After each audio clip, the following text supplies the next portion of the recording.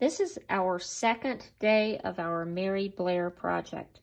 And you can see that I took my rectangles and squares and triangles that I cut on our last day, and I've kind of arranged them out on my paper, but nothing is glued down yet.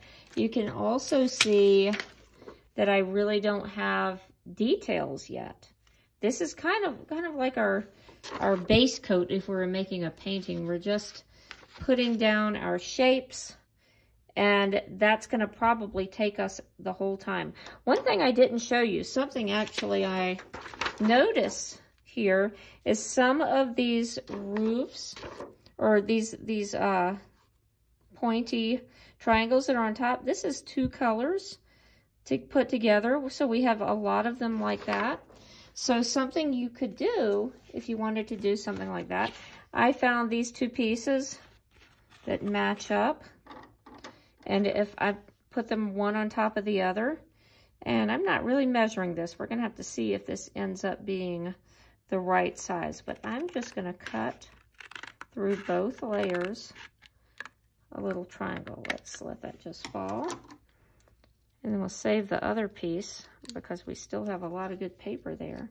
So then those are gonna match up to create one of those types of roofs. That's a little bit thin, and so I'm gonna do some adjusting. I don't really think I like that one anyway.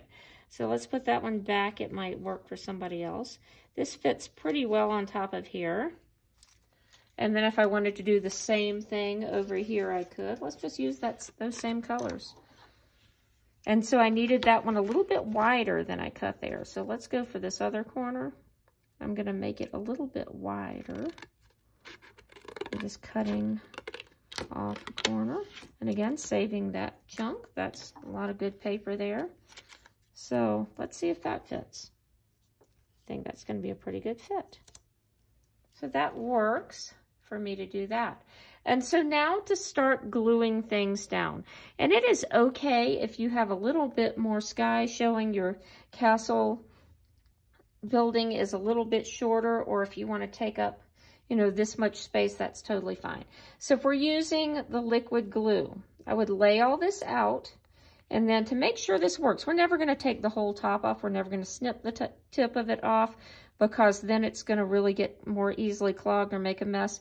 And we want to remember that we just need little dots. We don't need a big pile or big stripes of glue. So to open it, we're going to twist to the orange part. If I can tell this is clogged or not, if I can feel a puff, you can kind of hear that one too. This one should come out just fine. So I would probably just start over here and just kind of take this piece off. And just little dots. If you were with me for kindergarten, you might remember dot, dot, not a lot. And then I'm just going to get that stuck down. And that's where you can do your really, you can see this a little bit kind of just sloppy put down, so you can make it neater then. So I'm just going to take off one piece at a time. Put some little dots. Again, we might have the paintbrush glue that you would put on that way. And just put that down. I'm finding it, I think it would be easier if I keep starting from the bottom and working up each row. And then if we don't get it finished, because you can see this is going to take a while to get everything laid out the way we want, and then get it glued down. If we don't finish, we'll just pull them off and we'll rearrange the rest of them tomorrow so that we can continue on. But you can see I'm just working on one little piece at a time and then matching it back down. I am not going to finish this right here on camera. That would be boring for you to watch, but you can kind of see how this is working.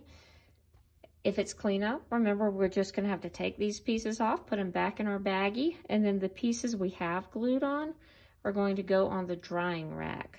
Your name may have gotten covered up if you've gotten all this glued, so double check that your name is somewhere on here, and we'll be ready to continue on our next day.